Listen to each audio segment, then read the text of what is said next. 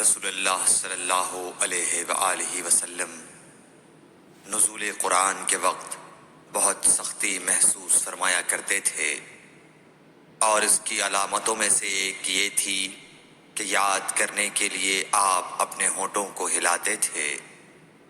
ابن عباس رضی اللہ تعالیٰ عنہ نے کہا، میں اپنے ہونٹوں کو ہلاتا ہوں جس طرح آپ ہلاتے تھے۔ سعید کہتے ہیں، میں بھی اپنے ہونٹ ہلاتا ہوں جس طرح ابن عباس رضی اللہ تعالیٰ عنہ کو میں نے ہلاتے دیکھا۔ پھر انہوں نے اپنے ہونٹ ہلائے۔ ابن عباس رضی اللہ تعالیٰ عنہ نے کہا، پھر یہ آیت اتری کہ اے محمد، قرآن کو جلد جلد یاد کرنے کے لیے اپنی زبان نہ ہلاؤ، اس کا جمع کر دینا اور پڑھا دینا ہمارا ذمہ ہے۔ حضرت ابن عباس رضی اللہ تعالیٰ عنہ کہتے ہیں، یعنی قرآن آپ صلی اللہ علیہ وآلہ وسلم کے دل میں جمع دینا اور پڑھا دینا ہمارے ذمہ ہے۔ پھر جب ہم پڑھ چکے تو اس پڑھے ہوئے کی اتباع کرو۔ ابن عباس رضی اللہ تعالیٰ عنہ فرماتے ہیں، اس کا مطلب یہ ہے آپ اس کو خاموشی کے ساتھ سنتے رہو، اس کے بعد مطلب سمجھا دینا ہمارے ذمہ ہے۔ پھر یقیناً یہ ہماری ذمہ داری ہے کہ آپ اس کو پڑھو، یعنی اس کو محفوظ کر سکو۔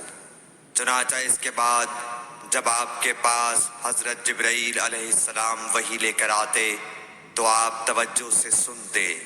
جب وہ چلے جاتے تو رسول اللہ صلی اللہ علیہ وسلم اس وحی کو اس طرح پڑھتے جس طرح حضرت جبرائیل علیہ السلام نے اسے پڑھا تھا۔